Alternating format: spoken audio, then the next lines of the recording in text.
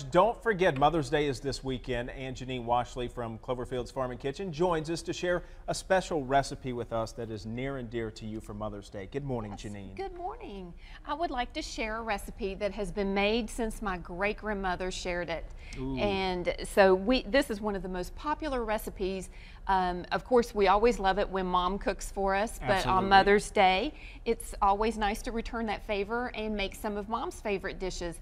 And many times those are recipes that Mom has shared and taught us. Sure, passed down from generation to generation. You got it. So this one's got quite the heritage associated with it. Mm-hmm. All of my family has, been really into gardening. In fact, my German family, they were big farmers in the South.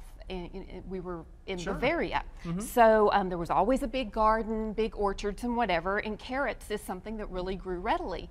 So my great-grandmother, now when I did some research, I found out that this is actually a French recipe. Mm-hmm. Now my great-grandparents, they traveled a lot. They had a lot of visitors come to their farm because it was a state farm. They had the finest and greatest, and basically the government used their farm as a show place. Sure. So they had a lot of visitors, and my grandmother needed to have good recipes. And this particular one is glazed carrots. Now, Okay. an American counterpart to that would maybe be like with brown sugar and butter Mm-hmm. and that sort of thing. But this has a unique twist. You know how when we make a side dish in our kitchens, we usually steam our vegetable, And then drain the water sure. off, and then we maybe put a little butter and a little seasoning on it. Now watch this little trick. Now Okay. I'll have you put everything in here. Just add the carrots. This All is in with 5 carrots? cups of carrots. Okay. It's 2 tablespoons of butter. We just add that because it'll melt. A half a cup of water. Okay. And then that's 2 tablespoons of sugar and a little bit of salt, and just sprinkle that all over. Okay. And literally that's all you do. And then we'll put the lid on. Okay. And 20 minutes later, the lid will come off, Mm-hmm. and I'll turn the heat up to high, and all of this will reduce down. So we never pour the water off. The butter actually melts into each one of the carrots, and we end up with a wonderful side dish that looks like this. Now, my family, my great-grandmother taught my grandmother, of course, taught my mom, and then my mom passed her knowledge on to us about culinary herbs.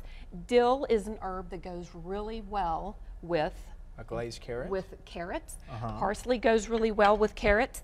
But if our family had an herb that we always turn to, it would be the culinary herb called marjoram. Mm-hmm. In German, that's called Majoram.